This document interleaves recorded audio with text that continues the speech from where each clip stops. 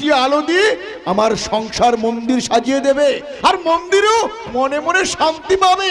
তাই পেয়ে গেছি মেসমশাই, পেয়ে গেছি। অনেক কষ্টে আমার মাস্তুতো বোনকে আপনার ছেলের বৌমা বানাতে এখানে রাজি করে নিয়ে চলে এসেছি।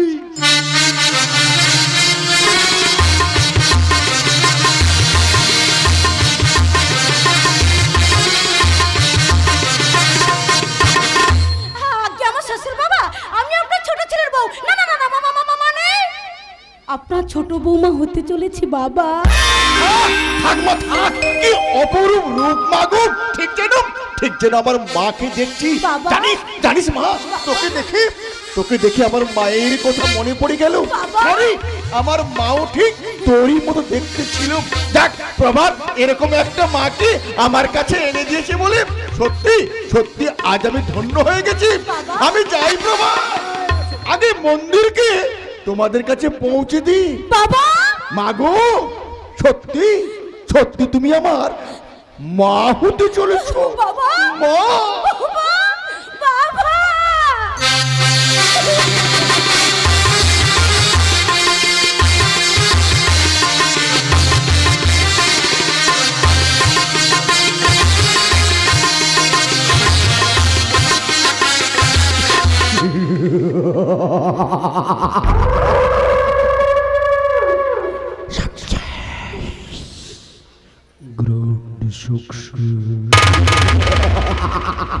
কি ভাবছো প্রভাত, আমি অভিনয় করতে পারবো তো? আরে দূর, সালা রিহার্সালে এসে অভিনয়ের 100 নম্বরের 100ই তুলে নিয়েছিস।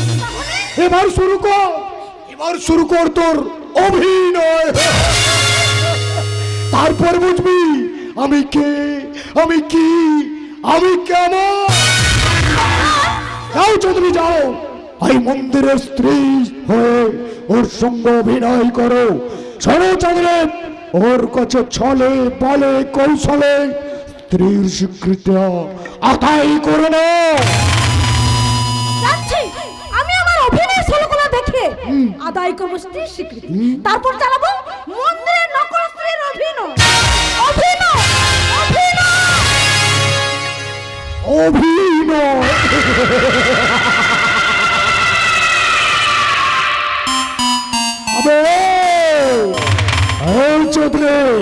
আমি যে তোকে কোন সিনেমায় নামাবো কোনদিন পরিকল্পনা করতে পারবি না, কোনদিন না। বুঝতে আমি চাই না প্রভা, তুমি শুধু একটা কথা আমাকে পরিষ্কার করে বলো, কি করলে আমি একা এই বিশাল সম্পত্তির মালিক হতে পারবো? সম্পত্তি, সমূহ সম্পত্তির মালিক তুমি হতে চাও? তাহলে তো তোমায় একটা কাজ করতে হবে। কি কাজ? মানে তোমার ভাই মন্দিরটাকে চিরতরে গুম করে দাও। না না, এ কি করে সম্ভব? মানে সবই সম্ভব। বলছি শুনুন, কানে কানে বলছি শুনুন।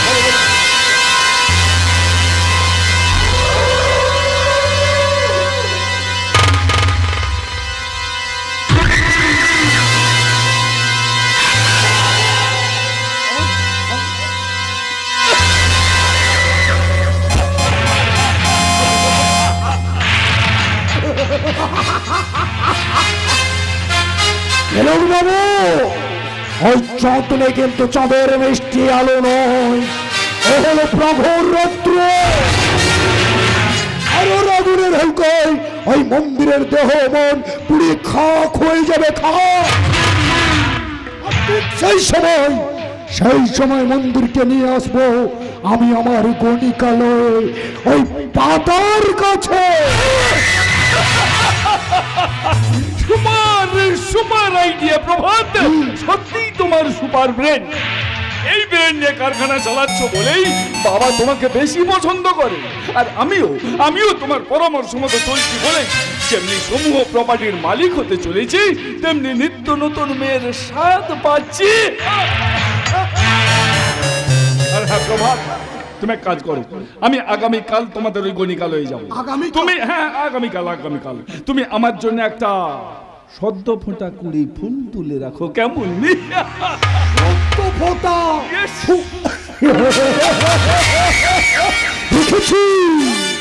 রেখেছি মিলন বাবু। তুমি ওখানে গেলেই বুঝতে পারবে ওই ফুলে কত মধু জমে আছে। চলি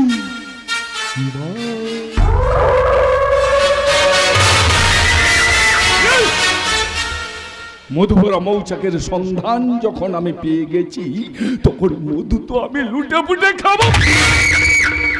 তার চেয়ে এখন বড় কাজ হলো একটা দলিল রেডি করে কৌশলে বাবার কাছ থেকে সই করিয়ে নিতে হবে, তারপর ওই মন্দিরকে দিয়ে। না না না না না, ওর সইয়ের কোনো প্রয়োজন হবে না, কারণ মন্দির যখন মদ আর মেয়ে মানুষের নেশায় ডুবে থাকবে, ঠিক তখনই কায়দা করে গোপনে ওই মদের সঙ্গে এক ফোঁটা ঔষধ মিশিয়ে দিতে পারলেই মন্দির একেবারে পাগল হয়ে যাবে। পাগল পাগল হতে বসেছে গো, পাগল হতে বসেছে। প্রতিমা বিহনে ঠাকুরপো সত্যি সত্যি পাগল হয়ে যাবে। তুমি যাও না, দেবীপুরে গিয়ে প্রতিমাকে এনে দাও না গো। খবরদার খবরদার মানুষ, তুমি দ্বিতীয়বার ওই বিধবা মেয়েটার নাম উচ্চারণ করবে না, কারণ বাবা জানতে পারলে শুধু তোমাকে নয় আমাকে এ সংসার থেকে তাড়িয়ে দেবে। আর এতই যদি ওই মন্দিরের প্রতি দরদ তোমার উঠেছে, তাহলে ওকে না হয় তোমার নিজের বিছানায় নিয়ে গিয়ে। ছি ছি ছি ছি ছি, এই তুমি মানুষ, এই তুমি তার দাদা, যাকে আমি সন্তান চোখে দেখি, যে আমাকে মাতৃজ্ঞানে পুজো করে, তার আর আমার সম্বন্ধে ছি ছি ছি। ছিছি করো না তো, ছিছি করো না। আরে বাবা, এই সমাজে গাড়ি বাড়ি ব্যাক ব্যালেন্স করতে হলে একটু আদ্র প্রেমের খেলা খেলে দেওর শ্বশুরকে তো হাতের মুঠোয় আনতে হয়। তাতে করে হয়তো তুমি আর আমি একদিন হতে পারবো এই রাজবাড়ির রাজা আর রানী। আর সেই পথ যদি তুমি অনুসরণ না করি, তাহলে তোমাকে চিরদিনের মতো এই দুনিয়া থেকে আউট করে দিয়ে ওই ডালিয়াকেই করব আমি রাজরানী। Yes, it is my final decision.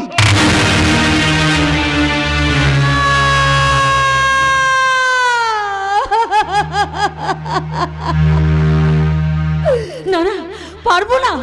দেবতা সম শ্বশুর আর সন্তান সম মন্দিরের গায়ে আমি কলঙ্কের কালি ছিটিয়ে দিতে পারবো না। যেদিন থেকে সংসারে এসেছি, সেই সেবার মন্ত্র নিয়েই থাকবো কঠোর কঠোর কাজ। আর এই সংসারের মঙ্গল কামনায় আমি চিরদিন চিরকাল গাইব, জীবনের সার তুমি প্রভু গো আমার, প্রণাম জানাই আমি চরণে তোমার, জীবনের সার তুমি প্রভু গো আমার, প্রণাম জানাই আমি চরণে তোমার।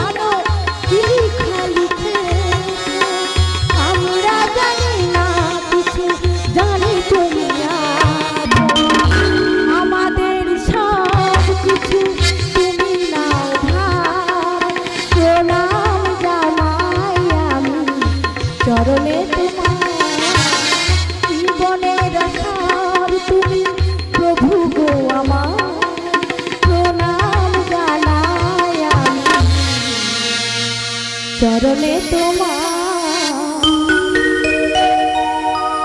হাতে শাখা পরে, সিঁথিতে সিঁদুর পরে, পরনে শাড়ি পরে বউ সেজেছি, মন্দিরে বউ সেজেছি, এই রায় চৌধুরী বাড়িতে ছোট বউ সেজেছি।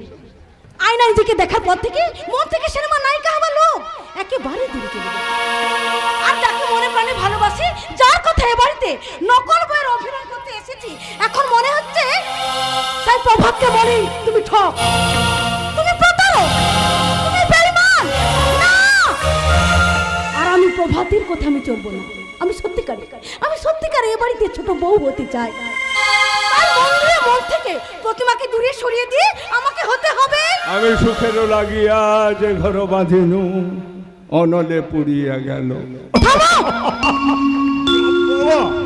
এ তো দেখছি বজ্রকণ্ঠ, তা তো রাগ কিসের প্রিয়ে? জানি তো, তাই তো বাবার আদেশে তোমাকে বিয়ে করে যেই আমি বাসর ঘরে গেলাম, অমনি তুমি সেখান থেকে কেটে বললে, আমাকে ধরাই দিলে না।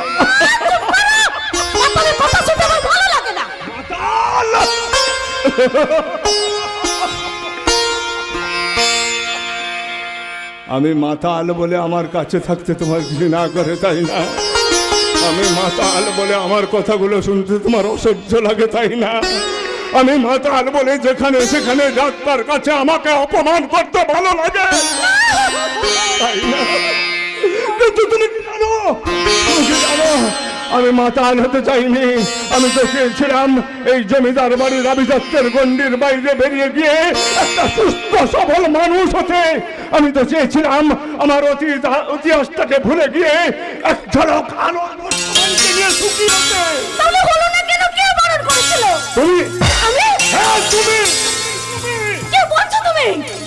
আসলে তুমি তো আমাকে কোনোদিন ভালোবাসতেই চাওনি।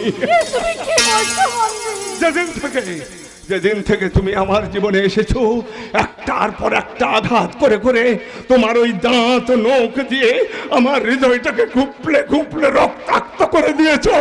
আমাকে একটা মাতাল করে গড়ে তুলেছো। এখন তো আমার মনে হচ্ছে আমার স্ত্রী হয়েও তুমি যেন আমার সঙ্গে স্ত্রীর অভিনয় করে চলেছো। নইলে আমাদের বিয়ের প্রথম রাত্রে আমি ভুল করে তোমাকে প্রতিমা বলে ডেকেছিলাম বলে তুমি আমার বিছানা ছেড়ে ছুটতে পালিয়ে গিয়েছিলে।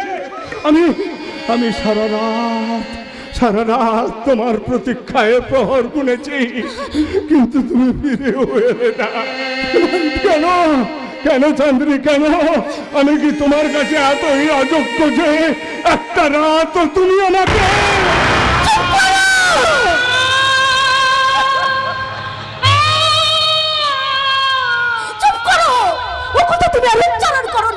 আমি যা করেছি ঠিকই করেছি, কারণ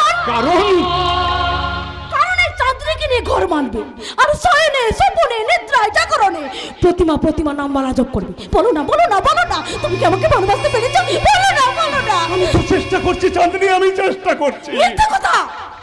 মিথ্যা কথা। তুমি আমাকে কোনোদিন ভালোবাসোনি, এখনই মনে প্রাণে ভালোবেসেছো সেই বিধবা প্রতিমাকে। চুপ করো চাঁদনি, ওই বিধবা কথাটা উচ্চারণ করো না। ওই কথাটা উচ্চারণ করলে আমার মাথাতে যন্ত্রণায় চলে যাচ্ছে। তুমি চুপ করো। 100 বার বলবো তুমি মাতাল, তুমি লম্পট। মুখ সামনে কথা বলবে চাঁদনি। আমি যদি সত্যি চরিত্রহীন লম্পট হতাম, তাহলে তোমার ভালোবাসা পাওয়ার অপেক্ষা না করে কোনো না কোনো দিন আমি হয়তো জোর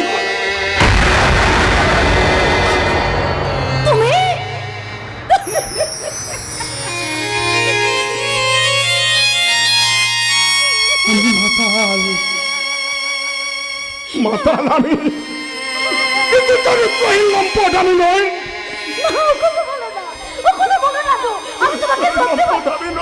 কি হয়েছে রে ছোট, এত রাত্রে তোরা ঝগড়া করছিস কেন? দেখো বৌদি, দেখো বাবা দাদা প্রভাত মিলে ওই ভদ্র মহিলার সঙ্গে আমার বিয়ে দিয়ে কি সুন্দর সংসার করে দিয়েছে। দেখো কি হয়েছে তোদের? না তেমন কিছু হয়নি দিদি, তেমন কিছু হয়নি। অসল বিধবা মেয়েটাকে বলতে পারেনি, তাই নিয়ে আমাদের স্বামী স্ত্রীর মধ্যে অশান্তি সৃষ্টি হয়েছে। তাই আমি তোমাকে বলে দিচ্ছি দিদি, ও যতদিন না সেই বিধবা মেয়েটাকে বলতে না পারে, আমি কিন্তু এই সংসারে আগুন জ্বালিয়ে দেবো। মন্দির, আমি তোমাকে কেমন করে বোঝাই? অভিনয় করতে এসে আমি তোমাকে মনে প্রাণে ভালোবেসে ফেলেছি, তাই সারা জীবন তোমার স্ত্রী হয়ে থাকতে চাই, তোমার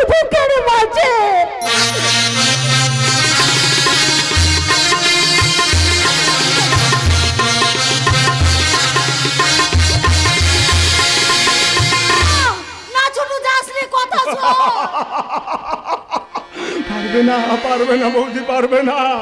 যাকে দিয়ে তোমরা আমার মনের আগুন নেভাতে চাইছো, কোনোদিনও তা তোমরা পারবে না।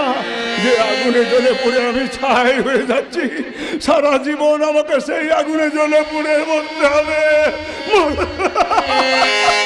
না না ছোট জামাই বাবু, এ আগুন তোমার নিভবে, আর সেই সূত্রে নিয়ে এসেছি এখানে। সবুজ, সবুজ, সবুজ ভাই আমার। দিদি রে, তুই পারলি না হতভাগী প্রতিমাদিকে আটকে রাখতে। আর জামাই বাবু, আপনি না শিক্ষিত, আপনি আপনার শিক্ষা দীক্ষা বিবেক মনুষ্যত্বকে বিসর্জন দিয়ে ওই প্রতিমাদির হাতের শাখা স্মৃতির সিঁদুর মুছে যে তোমার এই হাতটা ঢুকে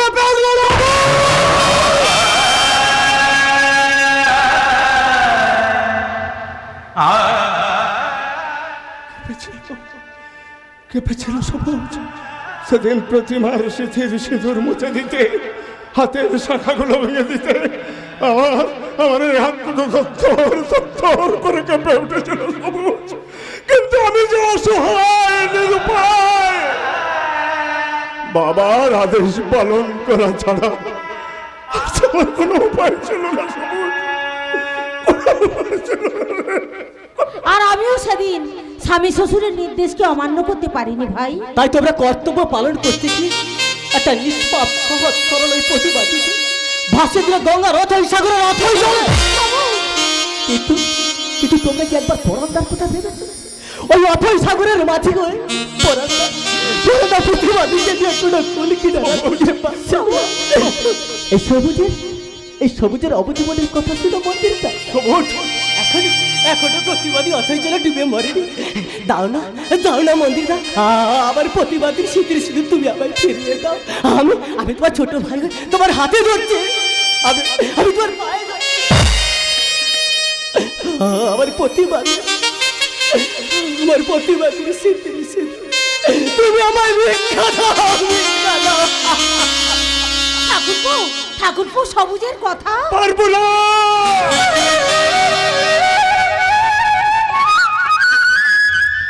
পারবো না বৌদি, সবুজের কথা রাখতে আমি পারবো না। আমি যে সত্যের পূজারী, আর আমার বাবা আমার কাছে সত্য, মূর্তিমান সত্য। সেই বাবার আদেশ অমান্য করে সবুজের কথা রক্ষা করে প্রতিমাকে আমি ফিরিয়ে আনতে পারবো না, কোনোদিনও পারবো না। বেশ, তাহলে তুমিও শুনে রাখো মন্দিরটা, আর তুইও শুনে রাখ দিদি, পৃথিবীতে যদি সত্য ধর্ম বলে কিছু থাকে, তাহলে ওই মেসমশাই মহেন্দ্র নারায়ণ চৌধুরীকে ছুটে দিতে পারে প্রতিমাদির কাছে, ছুটে দিতে পারে মন্দিরটাকে। আর সেই দিন তোমরা তোমাদের ফুলের মাসুল গুনে তাকে এই বাড়িতে ফিরে আনবে। সেই দিনের বেশি দেরি নেই। সবুজ ভাই আমার, ঠাকুরপো। বৌদি গো, আমি বোধহয় জীবনের একুল অকুল আজ আমি হয়ে গেলাম একা হারা মাঝি।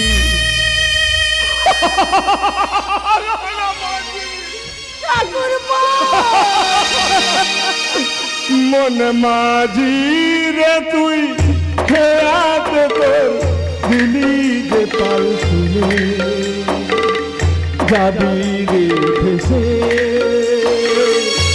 কে জানে কোন যাবি রে ভেসে, কে জানে কোন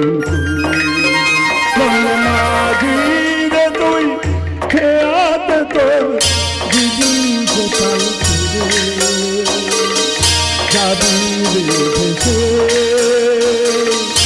কে জানে কোন দূরে যাবি রে ভেসে।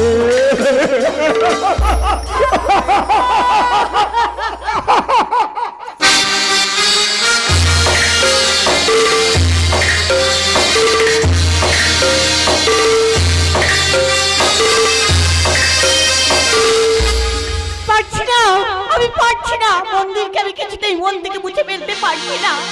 আর কেন যে মুছে ফেলতে পারছি না, শাখা ভেঙে দিয়েছে, তবু তাকে আমি ভুলতে পারছি না। হায় ঠাকুর, তুমি আমার স্বপ্নগুলো একে একে সব শেষ করে দিয়েছো। আমি তোমার কাছে কি অপরাধ করেছিলাম ঠাকুর? বলো ঠাকুর, বলো কি অপরাধ আমি করেছিলাম? আমার স্বপ্ন কেন ভেঙে দিলে? বলো। স্বপ্ন দেখা দুটি নয়ন হারিয়ে গেল কোথায় কখন, কেউ তা জানে না গো, কেউ তা জানে না।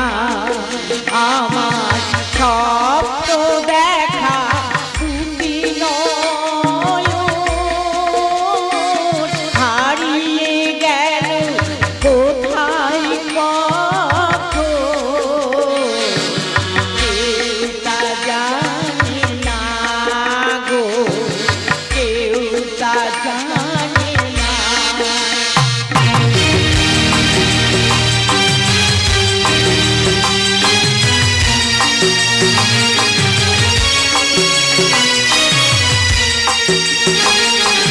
মনের আকাশ থেকে আলো মুছে নিও না, হৃদয় আমার স্বর্গ যেন ভেঙে দিও না গো,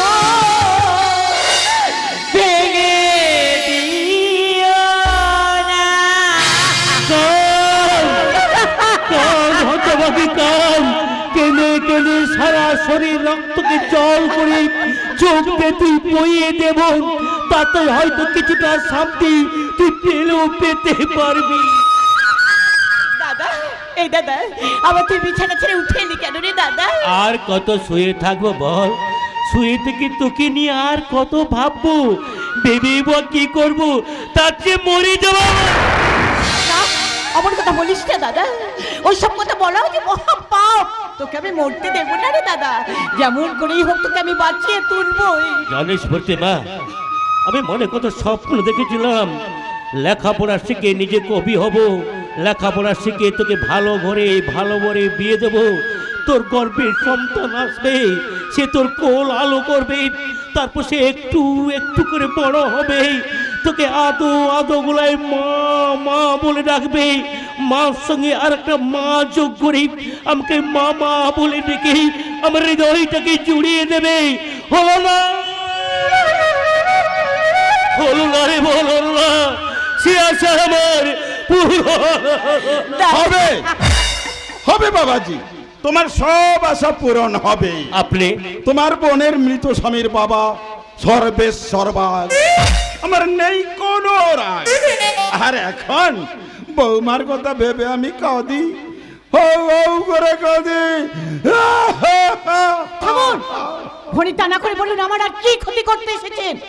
মা লক্ষ্মী কেমন কথা বলছে শোনো, আমি তোমার ক্ষতি করব কেন মা, আমি তোমার উপকার করব। উপকার? হ্যাঁ মা, কেন এখানে পড়ে পড়ে মরবে? তোমাকে তো বাঁচতে হবে মা। আমি বলি কি বাবাজি, প্রতিমার বিধবা কপালটা বড্ড খারাপ দেখাচ্ছে। আমি ওর স্মৃতিতে সিঁদুর দিয়ে এখানে থেকে তোমাদের সংসারের সব খরচ বহন করব। এই দেখো সিঁদুর কৌটা এনেছি, দিয়ে দি সিঁদুর। বেরিয়ে যান, এই মুহূর্তে আমার বাড়ি থেকে বেরিয়ে যান, তা নাহলে অসুস্থ শরীর নিয়ে ঝাঁপিয়ে পড়ে আপনার মাথা নামে ভেঙে দেবো। আমি যাচ্ছি বেরে, তবে এই অপমানের বদলা নিতে মাকে এই বিধবাটাকে আমি বউ করবই করব। এই দাদা, ওই শয়তানটা আমার শীতের সিঁদুর মুছে দিয়েছে রে দাদা। ওই শয়তানটার জন্য তোর শিশু চলে গিয়েছিল না, ওকে আমি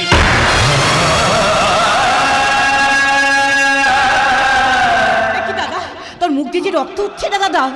কাল রোগ আমাকে গ্রাস করেছে রে বোন, আমি বুঝি আর বাঁচবো না। ও কথা বলিস না, তোকে তো আমি বাঁচিয়ে তুলবই। প্রয়োজনে আমি পরের বাড়িতে ঝিগিরি করব, রাস্তায় রাস্তায় ভিক্ষে করব, তবু বোন তুই কি? আমি যে তোর বোন, আমি যে মাটির মেয়ে রে দাদা। না রে বোন না, তুই মাটির মেয়ে নয়, তুই স্বর্গের দেবী। দাদা। তোকে কেউ চিনতে না পারলেও আমি চিনতে ভুল করি রে বোন। দাদা। ওরে বোন, দেখবি তোর প্রেম ভালোবাসা কোনোদিন বিফলে যাবে না। দেখবি তোর জীবন থেকে একদিন সব দুঃখ দূর হয়ে যাবে, আর কেটে যাবে তোর জীবন থেকে সব অন্ধকার। তখন ভোরের রবি উঠবে আবার নিশার অবসানে, জীবনটা তো রাঙিয়ে যাবে এই নতুন সুরের গানে। দোলন চাপা তুলিয়ে মাথা গাইবে আপন মনে, ভোরের রবি উঠবে আবার।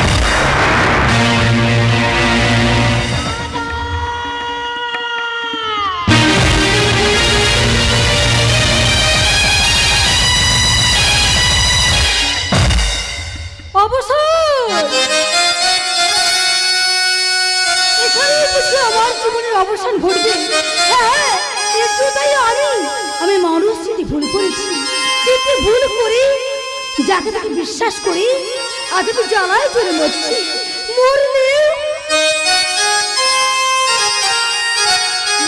মরির মানুষ তো ছিল আমার সবুজ। সেই আজের পর থেকে প্রায় প্রতিদিন তাকে যদি স্বপ্নে দেখতাম।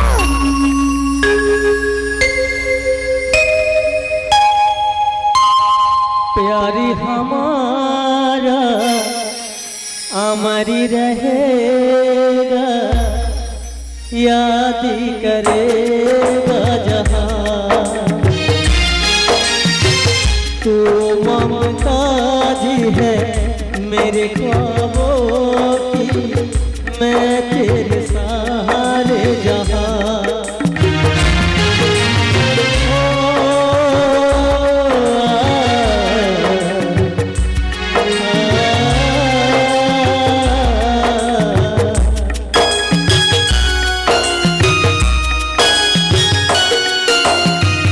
प्यारी हमारा अमरी रहेगा, याद करेगा जहाँ।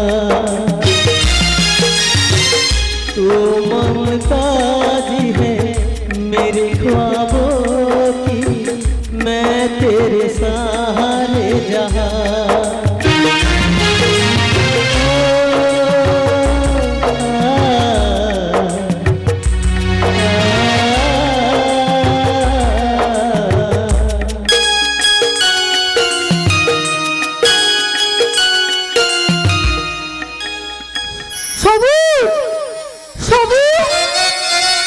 চলে গেছে, তবে আমি সবুজ রঙের আঘাতে গিয়ে আসল সবুজকে আমি চিনতে ভুল করে ফেলেছি।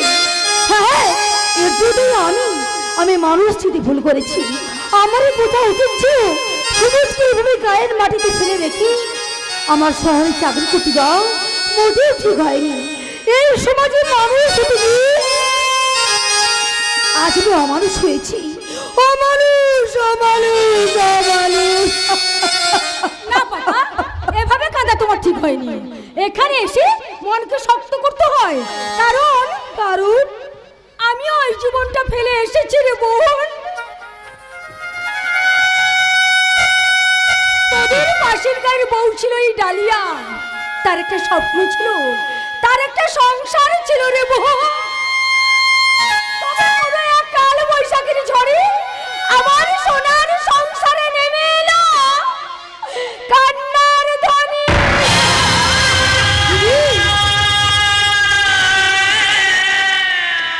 না না, আর আমি কাঁদবো না, এই আমি চোখের জল মুছলাম। ওরে বোন, চোখের জল মুছে প্রতিজ্ঞা কর, এই নরক থেকে আমরা আলোর সমাজে ফিরে যাব। ফিরবো দিদি, ফিরবো। তোমার সাহায্য পেলে আমি আমার সবুজের কাছে ফিরে যাব। দিদি, ফিরে যাবি? তবে তার আগে ওই দেখ মহাজন আসছে। মন বিলিয়ে দিয়ে তবে তুই বেঁচে থাকবে বোন, তবে তুই বেঁচে থাক, বুঝলি? আমি আসি রে বোন, আমি আসি। দিদি,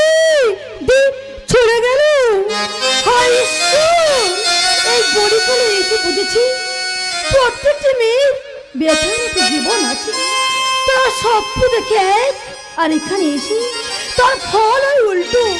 তার কারণ মা গো মা, মা গো মা, আমি এলাম তোমার কোলে। আমি তো মায়ের কোলে নেই, আমি তো সবাই এসেছি এই গণিকালয়ে। এখানে সবাই আমার ভোগের সামগ্রী। কারণ প্রভাত আমাকে কথা দিয়েছিল একদিন আমাকে এই গণিকালয়ে সবার ঘরে নিয়ে আসবে, তাই আমি ওকে উপেক্ষা করে একা একাই এ ঘরে ঢুকে পড়েছি। একটাও এগিয়ে আসে না বলছো আমার দিকে। দোষালি আমি কিন্তু নাগর যে তোর গায়ে গিয়ে পড়বো। আমি যে তোর কি দাদা। দাদা?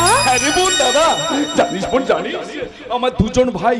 বোন বলতে পৃথিবীতে আমার একটাও কেউ নেই, তাই তোর কাছে আমার একটাই অনুরোধ, আজ থেকে তুই আমার বোন হয়ে যা। বোন হবো দাদা হবো, আজ থেকে আমি হলাম তোমার বোন। আমি তোমাকে কথা দিলাম প্রতি বছর ভাইফোঁটা এলে আমি তোমাকে ভাইফোঁটা দেবো দাদা। কি বললি? তুই আমাকে ভাইফোঁটা দিবি? তাহলে দে বোন দে, আমার যা দোষ হয়েছে না, আজ এখনই এই মুহূর্তে আমাকে ভাইফোঁটা দে। আজ তো ভাইফোঁটা দিন নয় দাদা, আজ তো না না না না না, জানিস জানিস বোন জানিস সেই ছোটবেলার খেলাগুলো তুই ভুলে গেছিস? ওই যে বন্ধুরা চোখে টাইট করে গামছা বেঁধে বলতো কুক, আর আমিও ওদের খুঁজতে লাগতাম আর বলতাম কানা মাছি ভো ভো, যাকে পাবে তাকে ছো, কানা মাছি ভো ভো, যাকে পাবে তাকে ছো।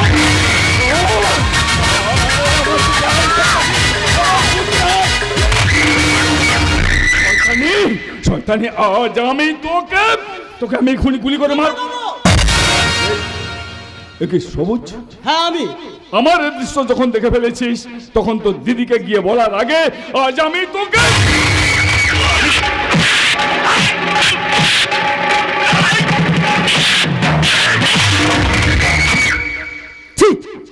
জামাই বাবু, ইচ্ছে করছে গুলি করে মাথার খুলিটাই উড়িয়ে দিই, কিন্তু তোমাকে মেরে আমি এবার দিদিকে বিধবা বানাতে পারবো না। তাই তোমার পিস্তলের গুলিগুলো বের করে পিস্তলটা আমি তোমায় ফিরিয়ে দিলাম। Bye, good by.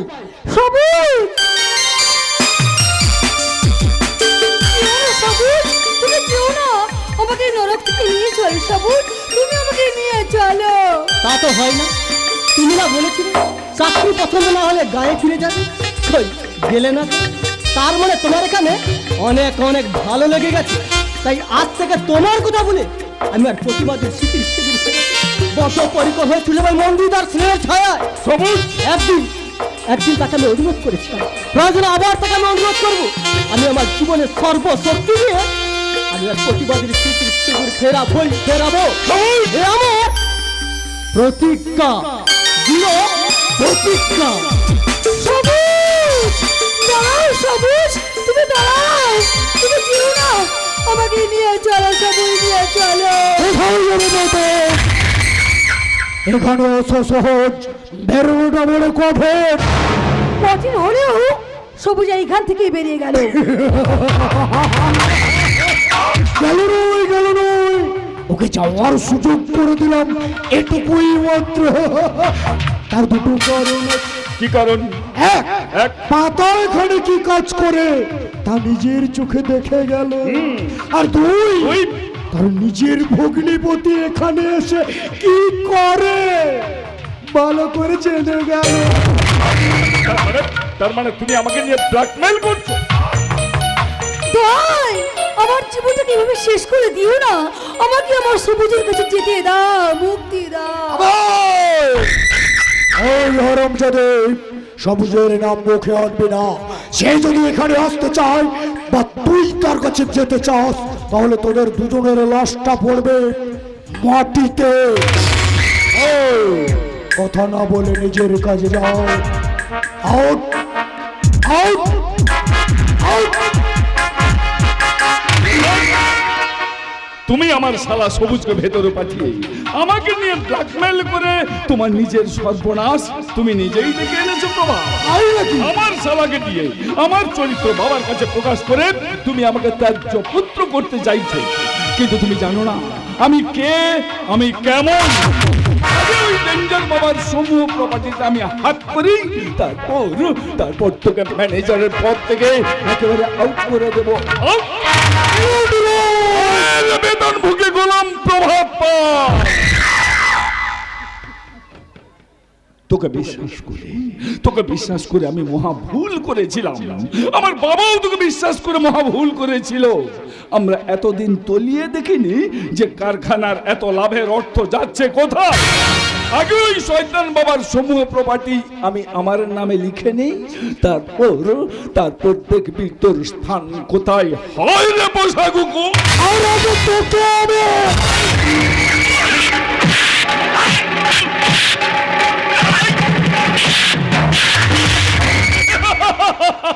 প্রভাত পাল, তোর গুলি ভরা পিস্তল এখন আমার হাতের মুঠোয়, আর এক পায়ে গুলে তুই একেবারে স্বর্গে চলে যাবি। স্বর্গে বাবা শতাব্দী কথা করে ওঠে, লেখা হয় ইতিহাস। অজ্ঞানতার আধার তবু করে উপহাস। খিদের জ্বালায় ছোট্ট ইঁদুর মাটি কাটে কর্কর, কান পেতে শোনে চুপ করে বসে সে বিরাট অজগর।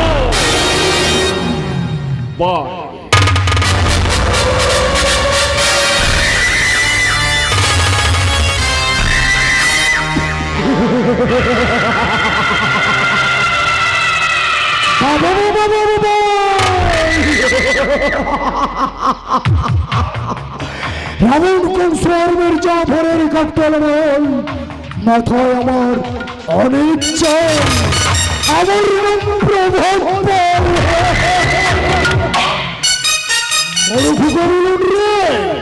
বুদ্ধিতে তুই এখনো কচি খোকা, আমার তো এই প্রভাব বলের আসল বুদ্ধির খেলা, আর সেই খেলায় তোর উপর তাস হবে ওই প্রতিমা।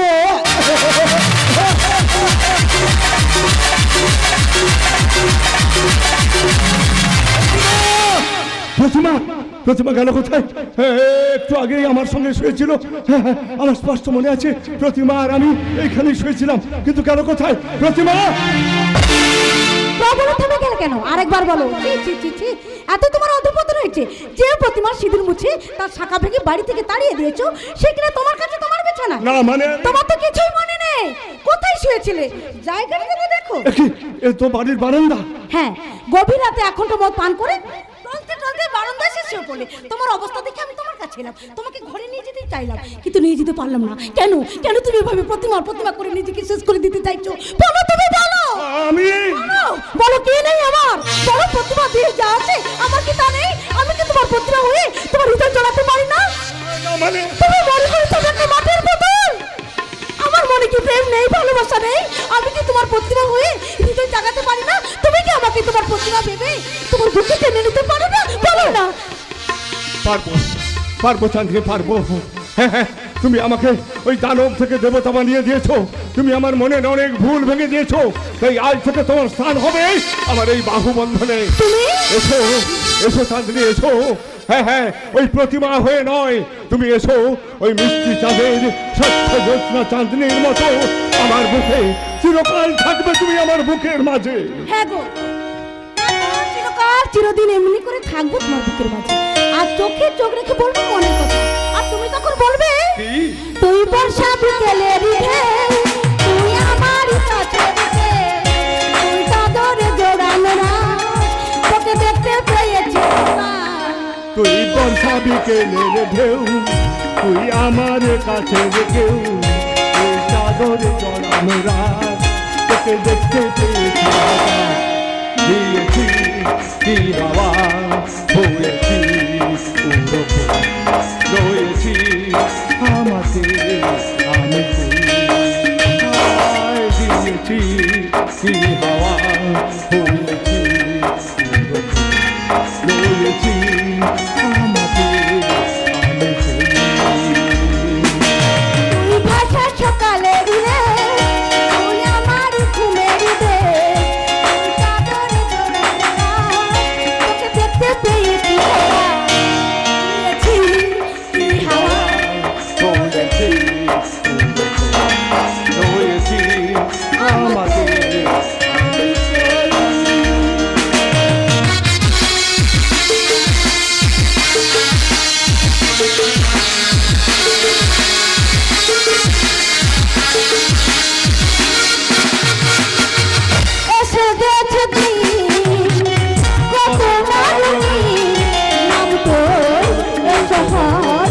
বলি সব আমার।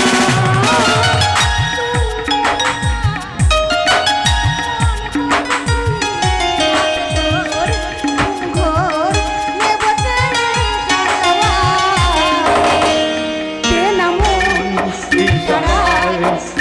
কি জ্বালা এসেছে অবেলা দিয়েছি কি হাওয়া হয়েছি আমাতে আমি